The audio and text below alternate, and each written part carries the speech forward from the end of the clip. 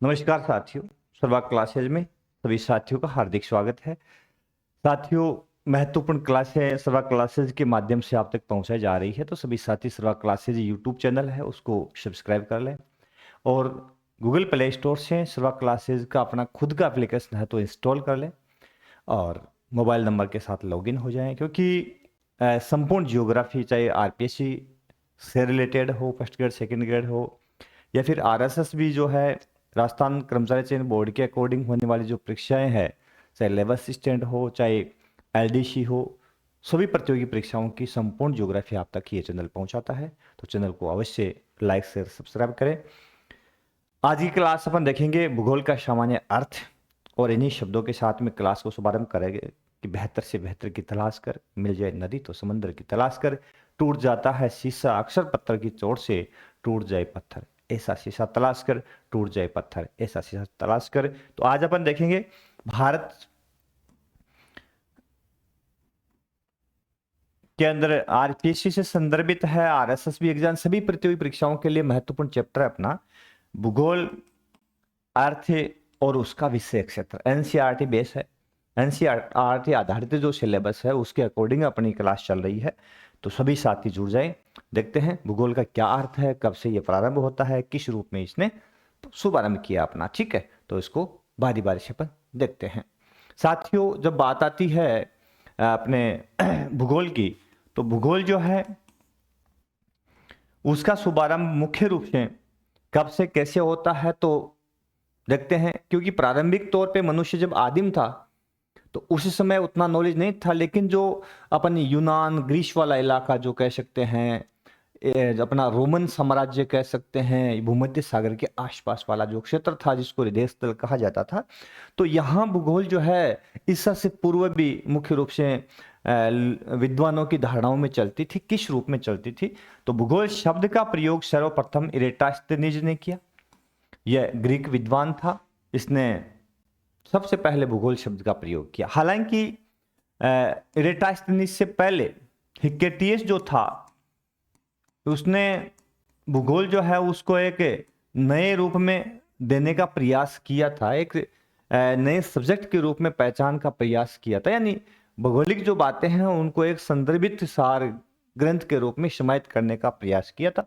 हालांकि ये इससे 500 ईसा पूर्व की पहले की बात है, लेकिन फिर भी ये जो शब्द है ये दिया जाता है इरेटास्थनीज के द्वारा, जो 250 से 170 ईसा पूर्व जिनका जीवन काल मुख्य रूप से है। तो सबसे पहले अपन कह सकते हैं भूगोल शब्द का श्रेय इन्हीं को जाता है। अब इसका शाब्दिक अर्थ क्या हो जाता है? तो भूगोल का शाब्दिक अर्थ, भूगोल जो शब्द है वो जियोग्राफी शब्द जो अंग्रेजी का है उसका हिंदी रूपांतरण है जिसको अपन भूगोल कहते हैं। अब जो अर्थ है जियोग्राफी का वो क्या होता है? पृथ्वी का अध्ययन। क्या है? पृथ्वी का अध्ययन या पृथ्वी पर पाई जाने वाली भिन्नताओं का अध्ययन ही जियोग्राफी या भूगोल है। अब ये शब्द जो है जियोग्राफी है वो मुख्य रूप से ग्रीक भाषा के दो शब्दों से बना है। ग्रीक भाषा के दो शब्दों से बना है और वह है जियो प्लस ग्राफिया। कहीं ग्राफो भी लिखा आता है, ग्राफिया या ग्राफो, ग्राफो भी आता है और ग्राफिया भी आता है। ठीक है, तो एक ही बात है। तो जियो प्लस ग्राफिया या ग्राफो से लिया गया है। अब जियो का अर्थ है अर्थ, अर्थ है अर्थ यानी पृथ्वी से, और ग्राफिया का अर्थ है टू डिस्क्राइब, वर्णन करना। इसका मतलब भूगोल का अर्थ हो गया पृथ्वी वर्णन करना, प्लस हो गया तो पृथ्वी का वर्णन करना। तो इसका शाब्दिक अर्थ अपन यदि लेते हैं तो है पृथ्वी का वर्णन करना। कोई विशेष बेसिक सी बात है, यहां से प्रश्न बने तो किसने दिया है भूगोल शब्द का प्रयोग? सबसे पहले इरेटास्थनीज ने किया, जो कहाँ का था? ग्रीक से संबंधित विद्वान था।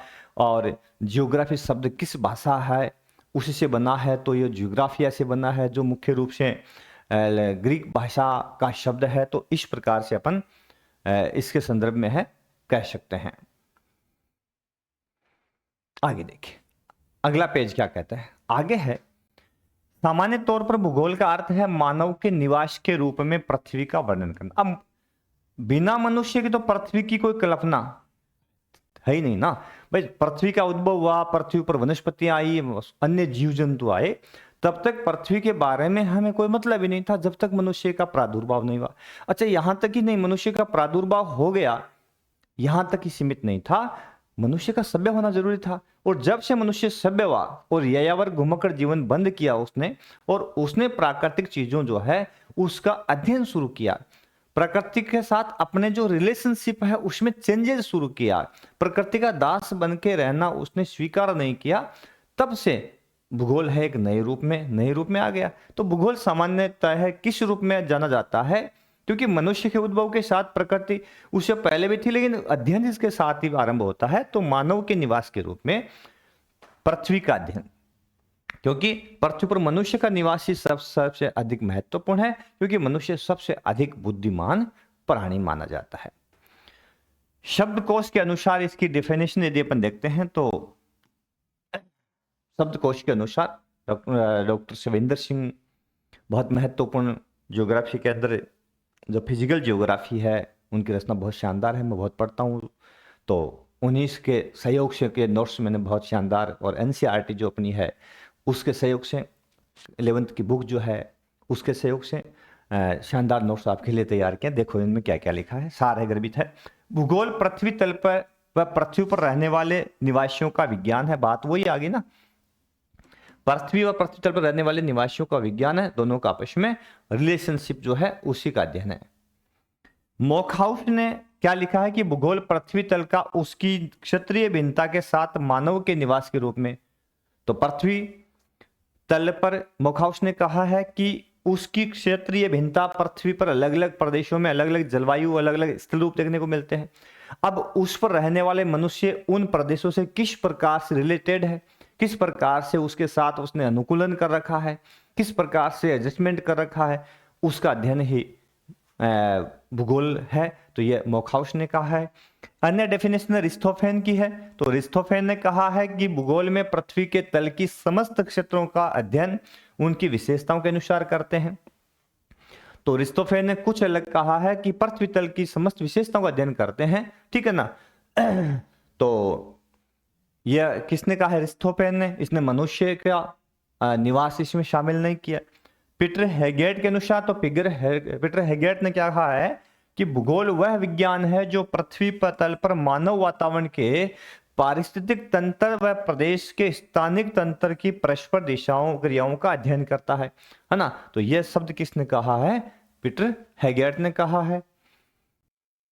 तो पीटर हेगेट ने क्या कहा है कि भूगोल वह विज्ञान है, साइंस एज ए साइंस ही है, बिल्कुल प्रकृति का अध्ययन मनुष्य को सेंटर में रखते हुए किया जाता है। तो एज ए साइंस के रूप में उस पर पाई जाने वाली वनस्पतियां, उनकी उत्पत्ति, उनका उद्भव, मनुष्य कहाँ कहाँ किस प्रदेश में कब से रह रहा है, उसका अध्ययन, बहुत सारी बातें इसके अंदर, बहुत बड़ा खुली लाइब्रेरी इसके कहें तो संपूर्ण ब्रह्मांड है। तो भूगोल वह विज्ञान है जो पृथ्वी तल पर मानव वातावरण के पारिस्थितिक तंत्र व प्रदेश के स्थानिक तंत्र की परस्पर क्रियाओं का अध्ययन करता है। तो यह पीटर हेगेट ने कहा है। अन्य विद्वान इमैनुअल कांट ने क्या कहा है कि भूगोल वह विज्ञान है जिसमें पृथ्वी तल के उस भाग का अध्ययन किया जाता है जो मानव के घर के रूप में है। बात वही आ गई।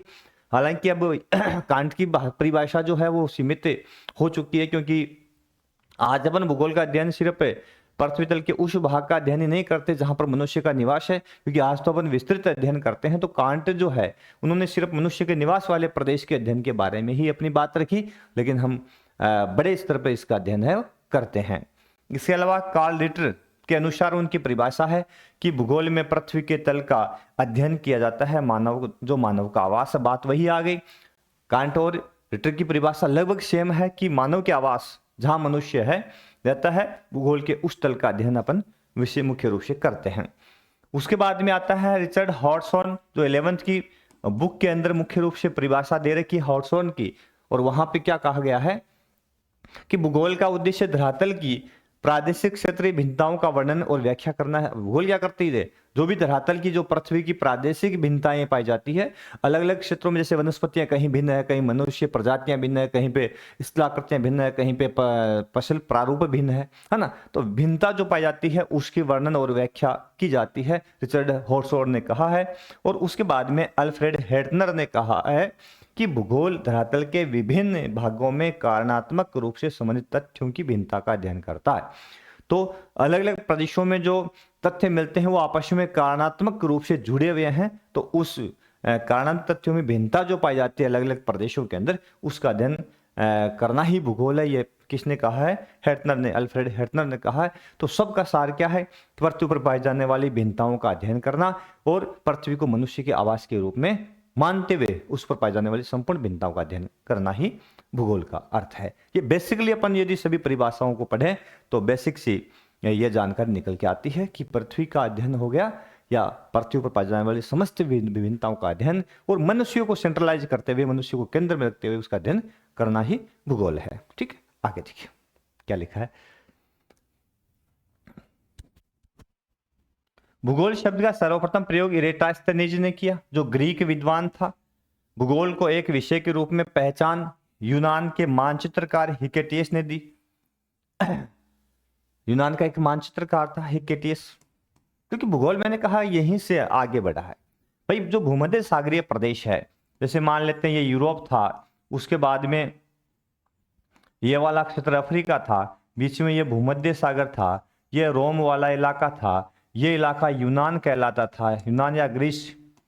ठीक है, तो ये इस प्रदेश में ही भूगोल यानी ये हृदय स्थल था संपूर्ण पृथ्वी का प्राचीन समय में, क्योंकि ज्ञात जो महाद्वीप थे, क्योंकि जब तक यात्रा नहीं हुई थी ना तो अन्य महाद्वीपों की जानकारी थी नहीं। भाई 1414वीं और 15वीं सदी से पहले संपूर्ण विश्व के अलग अलग महाद्वीपों की जानकारी थी नहीं। 18वीं सदी में ऑस्ट्रेलिया मिला है ना, 15वीं सदी के अंदर अमेरिका मिला है। उससे पहले तो मानते थे ज्ञात विश्व कौन सा था? यूरोप, अफ्रीका और एशिया का कुछ भाग, यही था ज्ञात, है ना। उससे पहले सारा क्या था? अज्ञात था। तो ये मुख्य रूप से यूनानी मानचित्रकार हिकेटियस, जिनका जीवन काल कहां से कहां तक है? 550 ईसा पूर्व से 476 ईसा पूर्व इनका जीवन काल है ने।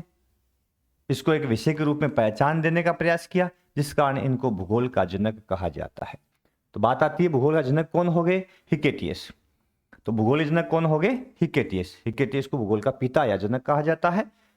इनको इनकी पुस्तक है जेस पीरियड्स, 2 खंडों में इसका प्रकाशन होता है। जेस पीरियड्स, जेस पीरियड्स के नाम से इन्होंने एक पुस्तक लिखी और उसके कितने खंड है? 2 खंडों में वो प्रकाशित होती है। उसके बाद में है भूगोल का विभाजन। मुख्य रूप से इसको 2 भागों में बांटा गया। आगे चल करके भूगोल 2 पार्टों में डिस्ट्रीब्यूट हो गई, है ना।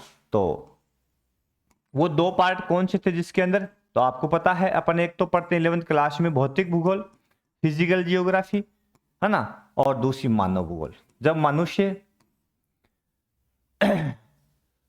को सेंट्रलाइज कर दिया गया, मनुष्य की क्रियाओं को प्रकृति के साथ मनुष्य जो क्रिया को रिलेशन रखता है, जो क्रियाएं करता है, उसको ध्यान में रखते हुए मनुष्य को केंद्र में रखते हुए प्रकृति का अध्ययन मानव भूगोल के अंदर समाहित किया गया, जिसका उद्देश्य शुभारंभ अपने रेडजेल के माध्यम से, यानी रेडजेल मानव भूगोल के जनक कहलाते हैं। इन्होंने इसका शुभारंभ किया था और मनुष्य को सेंटर में रखा था। ठीक है ना। उससे पहले भौतिक पर्यावरण तो शुरू से अध्ययन इसका अपन करते चले आ रही हैं। देखते हैं दोनों को बारी बारी से। तो भौतिक भूगोल फिजिकल जियोग्राफी और मानव भूगोल ह्यूमन जियोग्राफी। भौतिक भूगोल फिजिकल जियोग्राफी जो है इसके प्रवर्तक, अब इसको कौन है? पोसिडोनियस।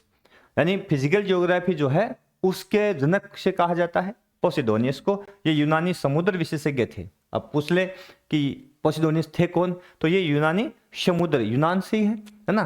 तो यूनानी समुद्र विशेषज्ञ को माना जाता है। यह जो फिजिकल जियोग्राफी है उसके जनक कहलाते हैं। इसमें स्थलमंडल, जलमंडल, यानी भौतिक भूगोल में क्या क्या आता है? तो सभी मंडल, स्थलमंडल, जलमंडल, हिममंडल, वायुमंडल और जीवमंडल, इन सब का अध्ययन किया जाता है। तो 5 प्रमुख यहाँ पे मंडल है, जिसके अंदर स्थलमंडल है, जलमंडल है, हिममंडल है, वायुमंडल है और जीवमंडल। इनका मुख्य रूप से इसमें अध्ययन किया जाता है। तो 5 मंडलों का अध्ययन है पोसिडोनियस के अनुसार भौतिक भूगोल में अपन करते हैं। आगे चले, चलो। अगला है भू आकृति विज्ञान, जियोमॉर्फोलॉजी। अब भौतिक भूगोल जो है, भौतिक भूगोल जो है या फिजिकल जियोग्राफी है, उसको मुख्य रूप से अलग अलग पार्टों में आगे डिस्ट्रीब्यूट कर दिया गया, ताकि इसका अध्ययन थोड़ा सा क्या है, महत्वपूर्ण हो जाए और इजी हो जाए, है ना। तो महत्वपूर्ण और इजी करने के लिए इसको विभिन्न पार्टों में बांटने का प्रयास किया। तो सबसे पहले जो भू आकृति विज्ञान है, जियोमॉर्फोलॉजी, भू आकृति विज्ञान। ठीक है, भू आकृति विज्ञान। तो इसके अंदर क्या है कि भूआकृति विज्ञान में स्थल मंडल के उच्चावच प्रक्रियाएं और उसके मानव के साथ अंतर संबंध का अध्ययन किया जाता है। जियोमॉर्फोलॉजी भूआकृति भूमि पर धरातल पर पाए जाने वाले विभिन्न आकृतियां, उनका संबंध, उनका उद्भव, किन प्रक्रियाओं से आकृतियां बनती है, उसका अध्ययन इसमें करते हैं। चाहे नदी द्वारा निर्मित कौन सी है, हिमानी द्वारा निर्मित कौन सी है, अंतर्जात जो बल है जैसे भूकंप है, ज्वालामुखी है, शैवन धाराएं हैं, उनके द्वारा उनकी क्रियाओं के फलस्वरूप किस तरह की शिलाकृतियां बनती है। तो यानी जो उच्चावच कैसे बने हैं इस पृथ्वी पर, वो सारे का सारा अध्ययन जो है किस में करते हैं, भू आकृति विज्ञान में करते हैं, जियोमॉर्फोलॉजी में करते हैं।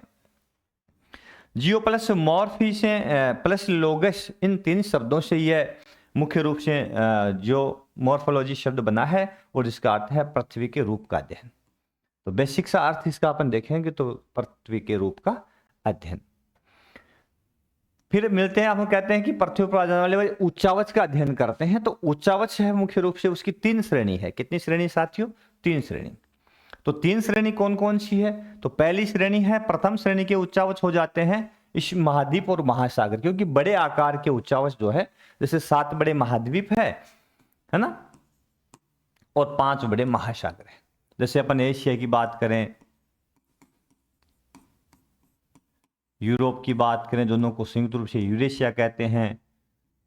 उत्तर अमेरिका की बात करें, दक्षिण अमेरिका की बात करें, है ना, अफ्रीका की बात कर लें, ऑस्ट्रेलिया की बात कर लें, ये 5 बड़े महाद्वीप। व अंटार्कटिका की बात करें तो ये 5 बड़े महाद्वीप है ना। ये किस में आते हैं? महासागर 7 बड़े महाद्वीप, सॉरी 5 बड़े महासागर है। जैसे प्रशांत की बात कर लें, हिंद की बात कर लें, अंध की या अटलांटिक की बात कर लें, आर्कटिक की बात कर लें, और दक्षिण ध्रुव की बात कर लें। ठीक है, तो ये 5 बड़े महासागर है। तो ये जो बड़े महाद्वीप और महासागर है, इनको प्रथम श्रेणी के उच्चावच माना जाता है। किस रूप में जानते हैं इनको? प्रथम श्रेणी के उच्चावच। तो हम जब भूआकृति विज्ञान की बात आती तो इन उच्चावचों का अध्ययन करते हैं कि महाद्वीप कैसे बने, महासागर कैसे बने, उनका उद्भव, उनका वितरण, है ना, उनकी प्रमुख विशेषताएं, इन सभी बिंदुओं का विस्तार से अपन अध्ययन किसमें करते हैं? जियोमॉर्फोलॉजी के अंदर, भूआकृति विज्ञान में। दूसरा है द्वितीय श्रेणी के उच्चावच। अब द्वितीय श्रेणी के उच्चावच कौन से हैं? तो पृथ्वी के आंतरिक बल से निर्मित, अंतर्जात बल से निर्मित स्थल रूप, जैसे पर्वत हो गया, भ्रंश हो गया, पठार, मैदान, झील आदि का अध्ययन विस्तार से अपन करते हैं किसी में, जियोमॉर्फोलॉजी में। और हम कहते हैं कि हम द्वितीय श्रेणी के उच्चावच का अध्ययन करते हैं। तो ये सेकेंडरी उच्चावच है। तो पृथ्वी के आंतरिक भाग के अंदर विभिन्न प्रकार के जो बल है, जिनको अंतर्जात बल कहते हैं। क्या कहते हैं? अंतर्जात बल। अब कौन कौन से हो गए यहाँ पे? जैसे भूकंप, लावा, ज्वालामुखी लावा उद्गार, और रेडियो एक्टिव पदार्थों से शैवन धाराएं, ठीक है, संवहन धाराएं। तो ये 2 धाराएं मुख्य रूप से है। इन सब से ये अंतर्जात बलों की श्रेणी में आते हैं। धरातल जो है उसके ऊपर विकृतियां आती है, जब इनकी प्रक्रिया आती है तो पर्वत बनता है ना, पठार बनता है, मैदान बनता है, निम्न भूमि में पानी भर गया तो झील बनती है। ये इस्तेलाह करते हैं अंतर्जात बलों के कारण ये उच्चावच बनते हैं। ये सभी उच्चावच किस में आते हैं? द्वितीय श्रेणी के उच्चावचों में शामिल किए जाते हैं। चले आगे, तृतीय श्रेणी के उच्चावच। तृतीय श्रेणी के उच्चावच कौन से हो गए? तो इसमें बाह्य प्रक्रियाओं के द्वारा निर्मित इस्तेलाह करते हैं, जैसे अपक्षय, अपरदन और निक्षेपण से निर्मित स्थल रूप इसमें शामिल होते हैं। तो बाह्य प्रक्रियाएं कौन सी होगी? बाह्य बल। अब बाह्य बल मुख्य रूप से प्रक्रिया और बल सेम ही यहाँ पे, प्रवाहित जल,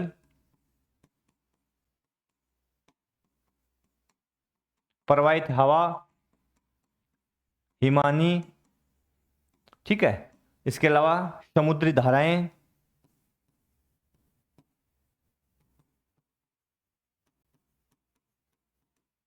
लहरें 2 प्रकार की है, गर्म और ठंडी। तो ये आदि, तो ये आदि बाहरी बल कह सकते हैं, बाहरी प्रक्रियाएं जिसके तहत धरातल के ऊपर उच्चावच जो है उनका निम्नीकरण होता है और निम्न भाग है उसका तलोचन होता है। तो ये प्रक्रिया क्या करती है, उच्चावच को नीचा करती है अपरदन और निक्षेपण अपरदन के माध्यम से, और निक्षेपण के माध्यम से जो निम्न भूमि क्षेत्र है, निम्न स्तर रूप है, उनका तलोचन करती है, उनको ऊपर उठाने का काम करती है, यानी उनको भरती है, कहने का तात्पर्य। उसके बाद में चलते हैं आकस्मिकवाद। एक शब्द आता है भूगोल के अंदर, आकस्मिकवाद। आकस्मिकवाद है अचानकवाद है, अचानकवाद थोड़ी कहेंगे, अचानकवाद, आकस्मिकवाद यानी अचानक कोई घटना घटित हो जाती है तो उसको। हालांकि भूगोल में 1ली से 14वीं सदी तक का काल अंधयुग कहलाता है। अंधयुग क्यों कहलाता है, इसका कारण यह है कि इस काल में भूगोल पर काम बंद हो गया है ना। अंधयुग क्यों हुआ, क्योंकि भूगोल जो है उसके अंदर इस समय भूगोल पर कार्य ठप बंद पड़ा था। इस कारण इस काल को मुख्य रूप से 1ली से 14वीं सदी तक का जो काल है उसको भूगोल के अंदर अंधकाल, अंधयुग के नाम से जाना जाता है, ठीक है। परंतु 15वीं 17वीं सदी के बीच में अचानक भूगोल में पुनः कार्य शुभारंभ होता है। 15वीं और 17वीं सदी, ये 200 वर्षों का जो काल है ये बहुत महत्वपूर्ण है। और अचानक भूगोल पर कार्य शुरू हुआ तो वैज्ञानिकों ने, भूगोलवेताओं ने इसको आकस्मिकवाद कहा, है ना। अचानक कार्य प्रारंभ हो गया तो आकस्मिकवाद इसको कहा। 15वीं और 17वीं सदी पर जो अचानक काम प्रारंभ होता है इस कारण से। स्कॉटिश भूगर्भवेत्ता जेम्स हटन, ये स्कॉटलैंड के थे, स्कॉटिश भूगर्भवेत्ता जेम्स हटन ने एक नई विचारधारा का शुभारंभ किया जिसको एक रूपतावाद कहा जाता है। एक रूपतावाद, तो ये किन की है, जेम्स हटन की है ना। तो इन्होंने एक नई विचारधारा दी इसी समय के अंदर, एक रूपतावाद। अगला है, जेम्स हटन ने कहा कि वर्तमान भूत की कुंजी है। अब ये कथन पूछ लिए, कथन किन का है, वर्तमान भूत की कुंजी है। तो कुंजी तो वही होती है ना जिसको अपन ने पढ़ करके सारगर्भित उसका लेख तैयार कर लिया। और हम आज जो घटनाएं घटित हो रही है वो कब मिलेगी, भूतकाल में मिलेगी, क्योंकि हम उसको केस में रिकॉर्ड ले रख लेंगे। तो सच ही कहा है इन्होंने, कोई ज्यादा इसमें अतिशुक्ति वाली बात नहीं है कि वर्तमान भूत की कुंजी है। बिल्कुल सत्य बात है कि वर्तमान में जो घटनाएं घटित होती है वो हम भूतकाल में उसके बेस पे आगे चलते हैं, उनका अध्ययन करते हुए कि ऐसा हुआ था, अब कैसा होगा, क्या होगा, आदि आदि बिंदु देखते हैं। इन्होंने कहा न आदि का पता है न अंत का भविष्य। भाई न तो आदि का पता है कि आदिकाल में कब कैसे किस रूप में हुआ, सिर्फ अनुमान है। भूगोल अनुमानों के आईने में प्राचीन समय की जितनी भी जानकारियां भूगोल देता है वो सिर्फ क्या लिखा है, जो भी पृथ्वी की उत्पत्ति है उससे संबंधित जो सिद्धांत आए हैं उनके साथ लिखा होता है परिकल्पनाएं। क्या लिखा होता है, परिकल्पनाएं। तो भूगोल के अंदर जितने भी बातें मेरे दोस्तों आ रही है जो प्राचीन समय की आदिकाल की है वो सिर्फ परिकल्पनाएं हैं। विद्वानों ने प्रेजेंट जो कंडीशंस है, प्रेजेंट जो चीजें देख रहे हैं, जो पर्यावरणीय चेंजेस देख रहे हैं, उन सब से जोड़ करके एक अनुमान लगाते हैं कि पहले ऐसा हुआ होगा। और आपने ये भी पढ़ा है सी कार्बन ने 14 जो पद्धति आती है जो कालक्रम ज्ञात करने के लिए महत्वपूर्ण है, किसी भी वस्तु के बारे की के आयु ज्ञात करने की ये जो वैज्ञानिक पद्धति आई है उससे उस घटना का काल ज्ञात करने का प्रयास किया जाता है। तो ये सिर्फ क्या है, परिकल्पनाएं हैं। तो हटन ने कहा, क्या कहा कि न आदि का पता है और न अंत का भविष्य, ठीक है। आदि मौलिक अवधारणाओं का प्रतिपादन हटन ने किया था। उसके बाद में अगला विज्ञान आता है समुद्र विज्ञान, ओशियोनोग्राफी। तो इसके अंदर ओशंस जो है महासागर है, उनका वितरण है, महासागर स्थल रूप है, महासागरों के धाराएं हैं, महासागर जो है उनका संपूर्ण अध्ययन अपन करते हैं। तो पृथ्वी का 70.8% भाग जलीय हमें पता है, स्थल रूप के रूप में तो मात्र 21% भाग या 20.2% भाग जो है वो स्थल रूप के रूप में है। इस जलमंडल के अध्ययन को समुद्र विज्ञान कहा जाता है। जो भी समुद्र है, जितना भी जलीय प्रदेश है, उसका संपूर्ण अध्ययन अपन किस में करते हैं, समुद्र विज्ञान में। समुद्र विज्ञान जो है सागरीय भूविज्ञान और सागरीय भूआकृति विज्ञान, भौतिक समुद्र विज्ञान, रासायनिक समुद्र विज्ञान, जीव समुद्र विज्ञान आदि शामिल किया। यानी समुद्र विज्ञान के अंदर क्या, इसका और विभाजन करके क्या बनाया, सागरीय भूविज्ञान, सागर की जो धरातल है उसकी जानकारी, सागरीय भूआकृति, सागर में पाए जाने वाले भूआकृतियां कौन कौन सी है अपन, जैसे कि वितलीय मैदान जो है उसको अलग अलग भागों में बांटेंगे, आगे पढ़ेंगे विस्तार से अपन, जिसके अंदर अपन महाद्वीपीय स्लप भी देखेंगे, महाद्वीपीय ढाल भी देखेंगे, महासागरीय गफीर भी देखेंगे, है ना, मध्य महासागरीय बेसिन भी देखेंगे, मध्य महासागरीय कटक जो है ना, उसको भी देखेंगे, क्यों बनते हैं, कैसे बनते हैं, क्या उनकी विशेषताएं, सब विस्तार से अपन जानेंगे। वो आएगा भौतिक समुद्र विज्ञान, रासायनिक समुद्र विज्ञान, तो ये सब इसके पार्ट है। ठीक है। समुद्र भूविज्ञान, इसमें महासागरीय बेसिन की उत्पत्ति, भूप्रपट्टी व मेंटल आदि की जानकारी ली जाती है। समुद्र भूविज्ञान में क्या किसकी जानकारी है, समुद्र के बेसिन की उत्पत्ति कैसे होती है और भूप्रपट्टी और मेंटल जो है उसकी कैसी है, उसकी जानकारी इसमें ली जाती है। भौतिक समुद्र विज्ञान के अंदर इसमें तरल जल की गतियां, जल के भौतिक गुण धर्म, ताप दाब घनत्व लवणता आदि का अध्ययन जल के किया जाता है, किसमें, भौतिक समुद्र विज्ञान में।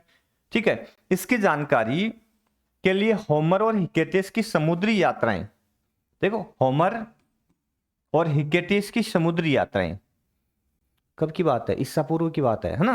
होमर हिकेटियस की समुद्री यात्राएं बहुत महत्वपूर्ण है। थॉमसन का चैलेंजर अभियान, थॉमसन का चैलेंजर अभियान लगभग 5000 किलोमीटर के आसपास में शायद इन्होंने यात्रा की थी थॉमसन ने, समुद्री यात्रा, और समुद्र की जो तली है उसकी गहराई है उसमें विभिन्न प्रकार के अनुसंधान और खोज की थी थॉमसन ने। विस्तार से कभी आगे अपन पढ़ेंगे ना, जब विचारधारा पढ़ेंगे, चिंतन पढ़ेंगे, भौगोलिक चिंतन, तब विस्तार से इन पर चर्चा करेंगे। हेरियस का सागर नितल प्रसरण सिद्धांत, हेरियस ने दिया था 1961 के अंदर, 2015 की फर्स्ट ईयर में पूछा था हेरियस ने कब दिया, 1961 में एनसीईआरटी कहती है, कई जगह 1960 भी मिलता है। तो हेरियस का सागर नितल प्रसरण सिद्धांत जो है ये सब क्या है, समुद्री भौतिक समुद्र विज्ञान जो है उसकी जानकारी हासिल करवाता है।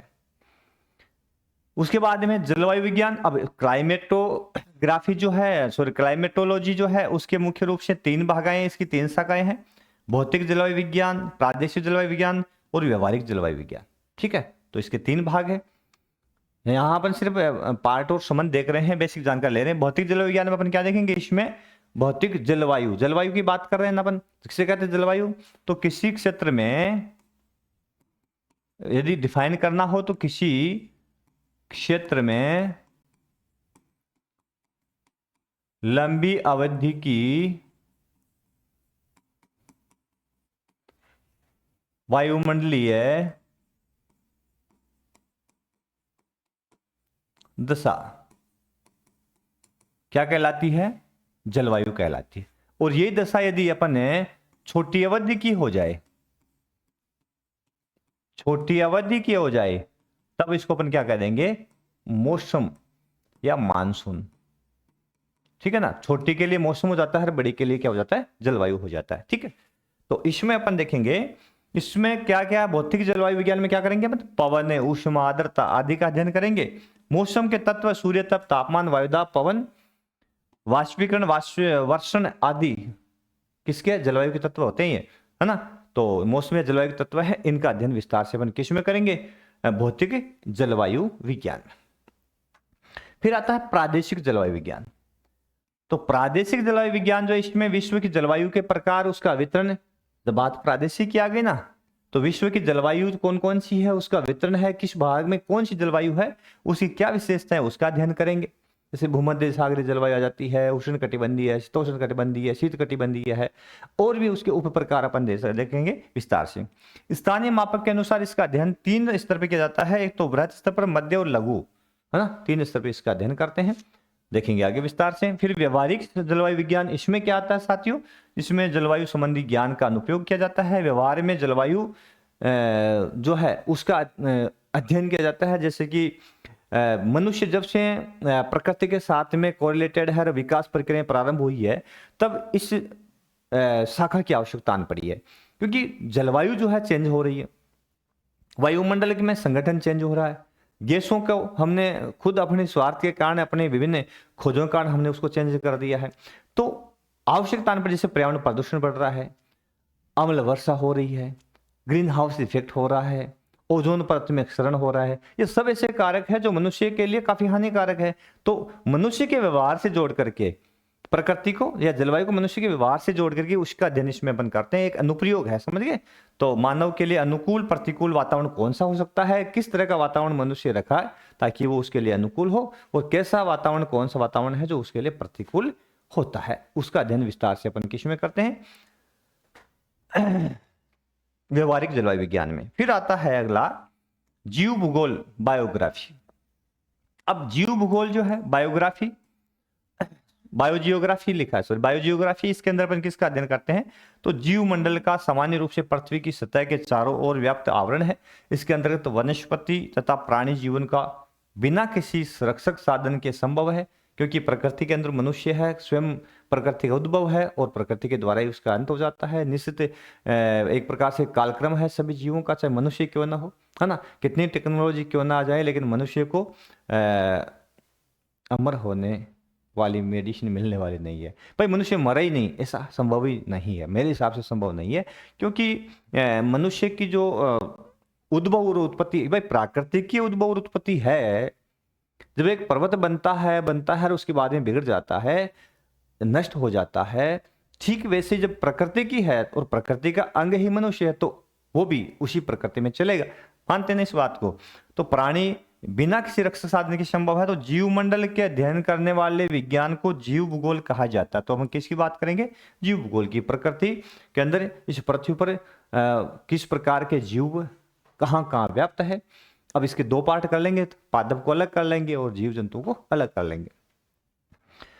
जीव भूगोल के दो शाखाएं बना दी अपन ने, एक तो होगी पादप भूगोल, एक होगी प्राणी भूगोल, है ना। तो पादप भूगोल जो है वनस्पतियों का अध्ययन विस्तार से करेंगे कि किस जलवायु प्रदेश में किस तरह की वनस्पति है, पृथ्वी के किस भाग में कौन सी वनस्पतियां हैं, कितने तापमान में कौन सी वनस्पति ग्रोथ करती है, किस मिट्टी में किस तरह की वनस्पति ग्रोथ करती है, कितने समय तक वो जीवित रह पाती है, उसके क्षय उत्पाद कौन कौन से, कई चीजें इसमें आएगी। अपन प्राणी विज्ञान में विभिन्न प्राणियों का अध्ययन विस्तार से करेंगे कि पृथ्वी के किस भाग में किस तरह के प्राणियों का आवास है, किस तरह पर जलवायु में किस प्राणी का उद्भव होता है ना, कौन से प्राणी जो है किसी प्रदेश में जीवित रहने के लिए किस प्रकार का अनुकूलन करते हैं।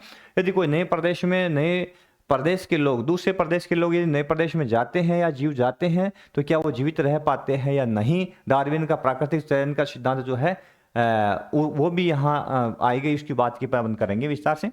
तो अनुकूलन, एडेप्टेशन, अनुकूलन का अर्थ है प्रकृति के अनुसार अपने आप को ढाल लेना। भाई आज अपन देखते हैं कि जो मरुस्थलीय प्रदेश है ना, मरु प्रदेश है। अब इस मरु प्रदेश में हम देखते हैं एक पेड़ आता है खेजड़ी, ठीक है।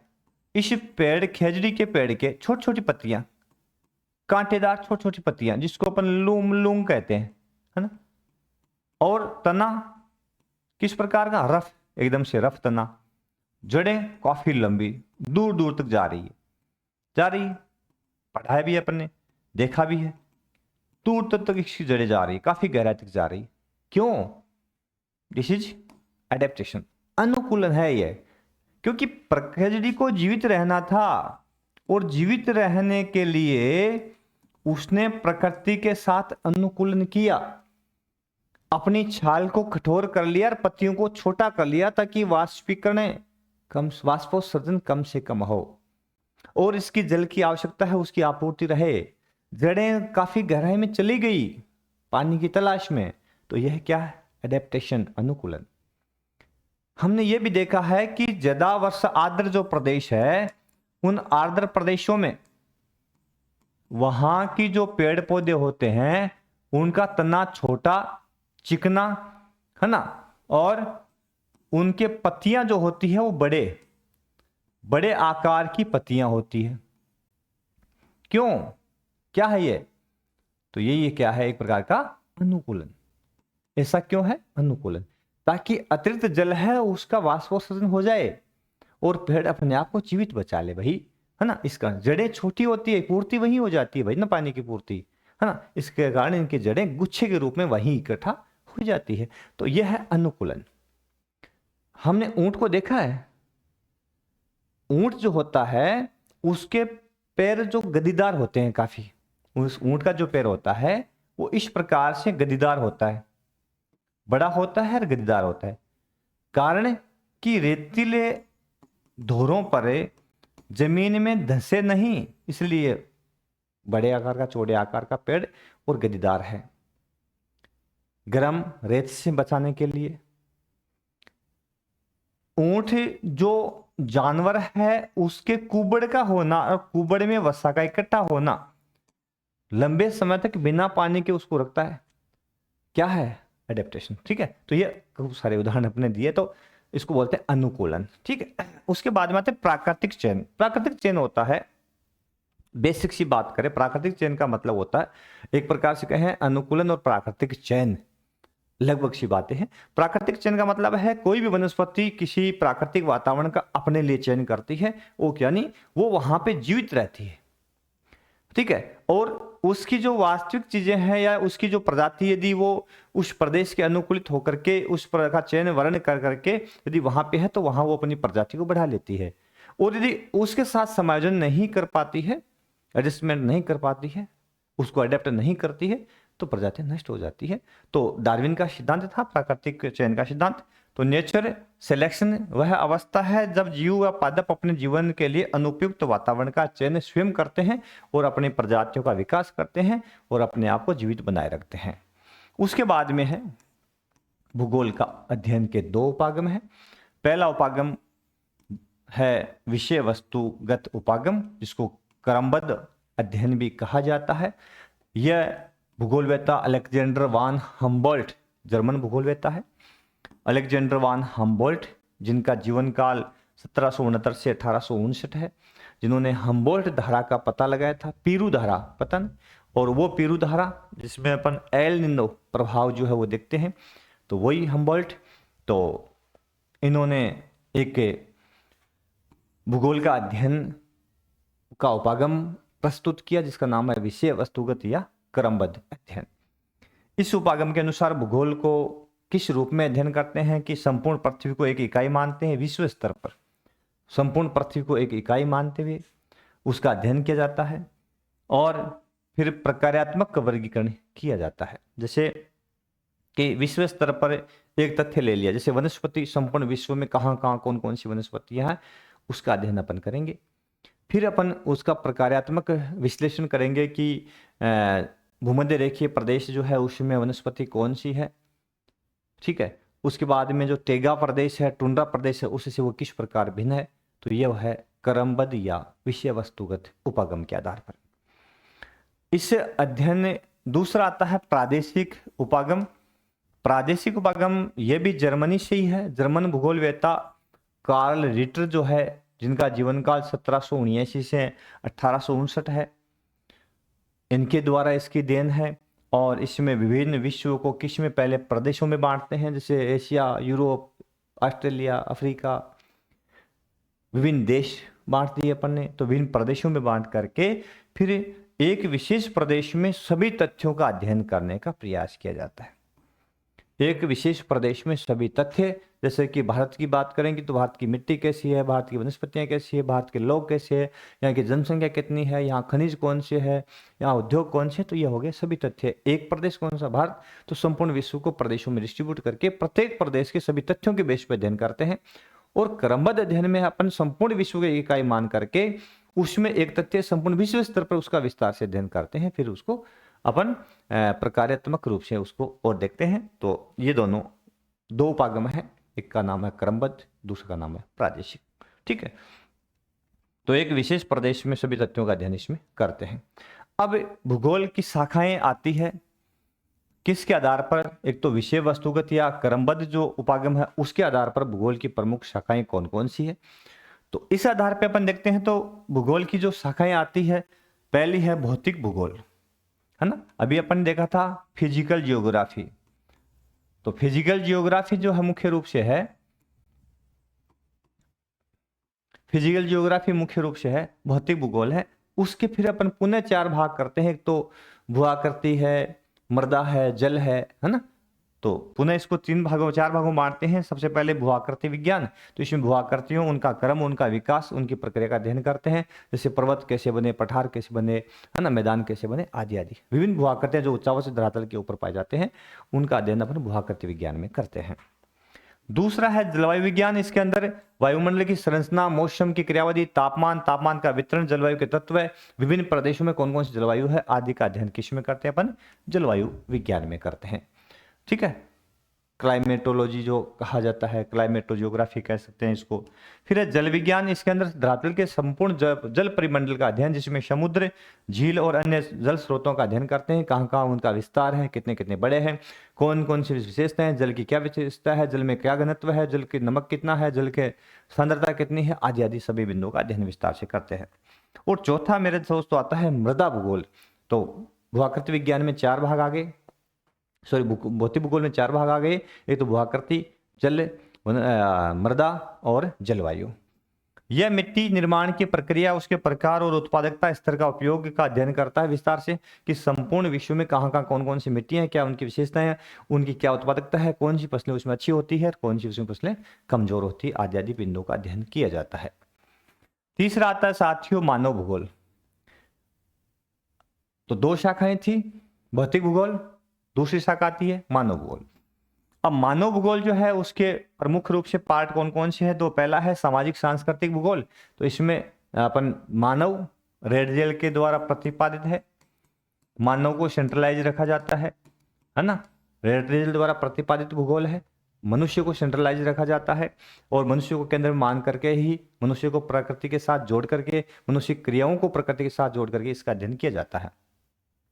तो सामाजिक सांस्कृतिक भूगोल इसके अंतर्गत समाज व इसकी स्थानिक प्रादेशिक गत्यात्मकता व समाज के योगदान के से निर्मित सांस्कृतिक तत्वों का अध्ययन विस्तार से किसमें करते हैं, सांस्कृतिक और सामाजिक भूगोल के अंदर। मानव भूगोल के दूसरी जो ब्रांच है उसका नाम है जनसंख्या और अधिवास भूगोल। इसमें संपूर्ण विश्व की जनसंख्या कहाँ कहाँ किस रूप में वितरण है उसका अध्ययन, और किस तरह के अधिवास मनुष्य बनाता है ना, हैबिटेंट किस तरह के मनुष्य के, उसका अध्ययन विस्तार से अपन करते हैं। ठीक है ना, तो जनसंख्या के तत्व, जनसंख्या वृद्धि है, घनत्व है, वितरण है, वो सब आ जाते हैं इसके अंदर। तीसरा इसमें आता है आर्थिक भूगोल। तो इकोनॉमिक, मनुष्य की आर्थिक क्रिया, प्राथमिक, द्वितीय, तृतीय प्रमुख क्रियाकलाप मनुष्य कहाँ कहाँ किस रूप में करता है, उन सभी का अध्ययन अपन किस में करते हैं, आर्थिक भूगोल के अंदर करते हैं। ठीक है ना, खनन है, उद्योग है, कृषि है, पशुपालन है, पर्यटन है ना, परिवहन है, संचार है, आदि सेवाएं मनुष्य की आर्थिक क्रियाओं में शामिल की जाती है। तो सबका अध्ययन किस में करते हैं, आर्थिक भूगोल में। फिर दोस्तों आता है ऐतिहासिक भूगोल। तो इसमें ऐतिहासिक प्रक्रियाओं का अध्ययन किया जाता है ना, और भौगोलिक तथ्यों के साथ में सामयिक परिवर्तन क्या हुआ है, जैसे प्राचीन समय में क्या हुआ था, है ना। ऐतिहासिक भूगोल इतिहास से कोरिलेशन पे है ना, इतिहास से संबंधित है। उसमें इतिहास जानता है कोई घटना कब हुई है ना, लेकिन भूगोल क्या करता है कि वो ऐतिहासिक घटना कब हुई, क्या हुई, किस तरह की घटना हुई, किस रूप में हुई, है ना, और क्यों हुई, उसका भी पता लगाने का प्रयास करता है। तो ऐतिहासिक भूगोल के अंदर भूगोल की ऐतिहासिक घटनाओं का अध्ययन विस्तार से अपन करते हैं। और 5वां बिंदु है राजनीतिक भूगोल। इसमें राजनीतिक घटनाओं, पड़ोसी देशों के साथ की अपनी सीमाएं किस प्रकार की है, और निर्वाचन क्षेत्र का परिसीमन मुख्य रूप से किस देश के अंदर, उसका अध्ययन, और चुनाव का विश्लेषण आदि बिंदुओं पर चर्चा अपन किस में करते हैं, निर्वाचन भूगोल में। समझ गए। तो ये 5 पार्ट किसके आते हैं, मानव भूगोल के।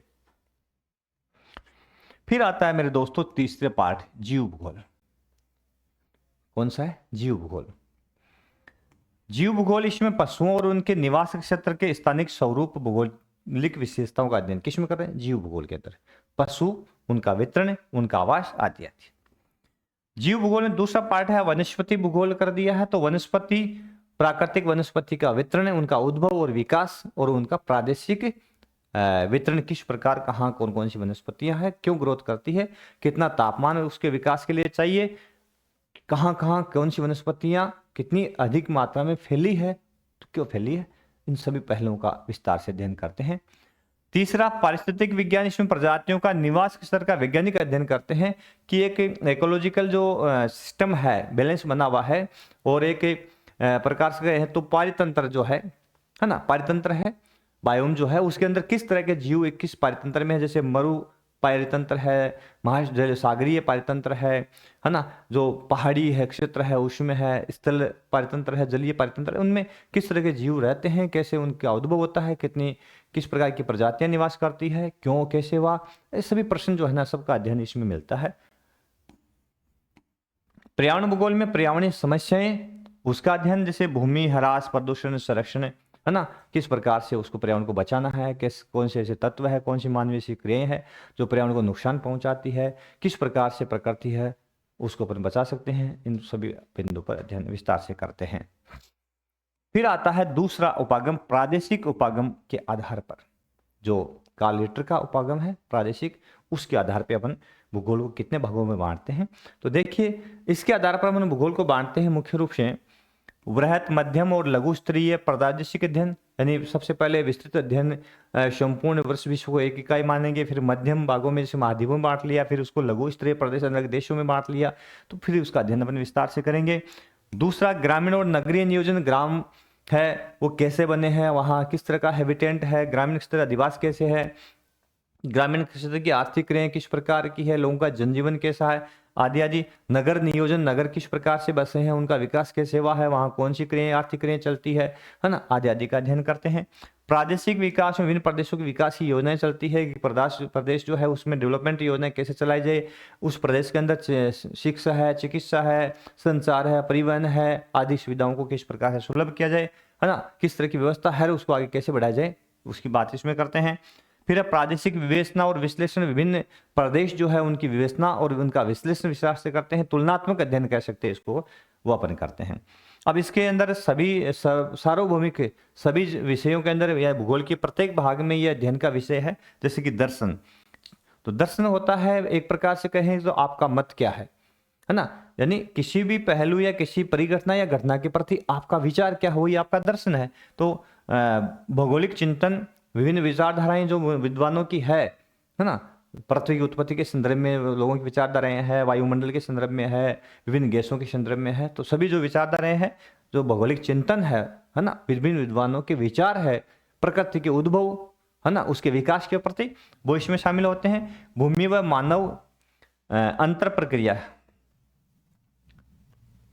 है ना, तो भूमि और मानव की अंतर प्रक्रिया, भूमि और मनुष्य किस प्रकार से आपस में रिलेटेड है, किस तरह की आंतरिक प्रक्रिया वो आपस में करते हैं, उसका विधितंत्र और तकनीकी भूगोल में बहुत महत्वपूर्ण आ गई है। आज के जमाने में बिना विधितंत्र और तकनीकी के भूगोल को अपन जान नहीं पाते हैं। तो सामान्य व संगणक आधारित मानचित्र कला, जो कार्टोग्राफी, विस्तार से अपन उसको देखेंगे, प्रैक्टिकल के अंदर मापनी है, मानचित्र कला है, दूर सुदूर संवेदन है, सारा सिलेबस अपन विस्तार से देखेंगे। कुछ क्लासेस तो मैंने डाल भी रखी है, जो मापने की डाल रखी है, अपने इसकी प्रक्षेप की डाल रखी है, आप देख सकते हैं। परिमाणात्मक तकनीकी और सांख्यिकीय तकनीकी, स्टैटिक जो है बड़ा महत्वपूर्ण है, मीन मोड मीडियन तो है ही अपने सिलेबस के अंदर। इसके अलावा किस प्रकार से विचलन भी है, मानक विचलन भी है, माध्य भी, आदि सभी की विस्तार से यहाँ पे इसमें चर्चा की जाती है। ये कौन सा है, प्रादेशिक विश्लेषण उपागम के आधार पर।